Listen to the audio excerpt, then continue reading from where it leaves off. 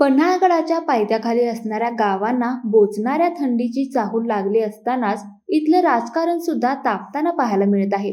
अद्याप जिल्हा परिषदची निवडणूक जाहीर होण्याला अवधी आहे, पण या जिल्हा परिषदसाठी आपल्यालाच तिकीट मिळावे यासाठी प्रत्येक इच्छुक उमेदवारांनी वेगवेगळ्या पद्धतीने नेत्यांपर्यंत पोहोचण्यासाठी आपल्या यंत्रणा कामाला लावल्या आहेत. इच्छुक उमेदवारांनी वेगवेगळे फंडे राबवायला सुरुवात केली आहे.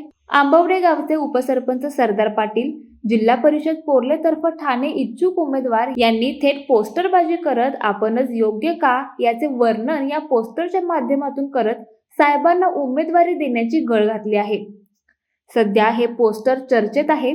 या पोस्टरवर त्यांनी लिहिलं आहे की निवडणुकीपूर्वी 5 दिवस पैसा सोडणारा नाही तर 5 वर्ष विकासासाठी भाग पिंजून काढणारा नेता शोधा, असं लिहत त्यांनी अप्रत्यक्षपणे साहेबाला साथ घातली आहे.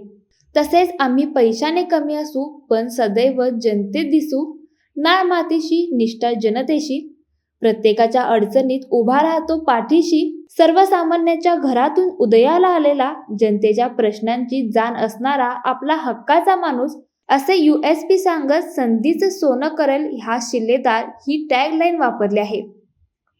तर दुसऱ्या बाजूला साहेब ठेकेदाराला संधी का, सर्वसामान्यांच्या कार्यकर्त्यांना संधी देऊन तर बघा, साहेब शेतकऱ्याच्या मुलाला एकदा संधी देऊन तर बघा, साहेब घराणेशाहीला संधी का, एकदा युवा शिलेदाराला संधी देऊन तर बघा, सर्वसामान्य जनतेचा विकास करणाऱ्या युवा शिलेदाराला संधी द्या, स्वतःच्या घराचा विकास करणाऱ्याला संधी का, असं म्हणत थेट साहेबांनाच प्रश्न विचारण्याचं धाडस केलंय.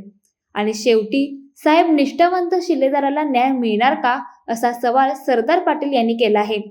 यावर आता साहेब सरदार पाटील यांना समज देणार की उमेदवारी देणार याकडे पंचक्रोशीचं लक्ष लागून राहिलंय. मात्र सध्या शेकोटीच्या भोवती अंग शेकत नागरिक मात्र या पोस्टरची खमंगपणे चर्चा करताना पाहायला मिळत आहेत.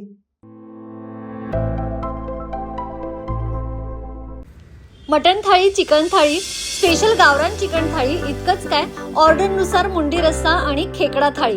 आणि हो, शाकाहारी लोकांसाठी खास व्हेज गावरान थाळी सुद्धा उपलब्ध आहे बरं का. चला तर मग अस्सल कोल्हापुरी जेवणाचा आनंद घेऊया. आजचा बेत फक्त रानवारा रिसॉर्ट मध्ये.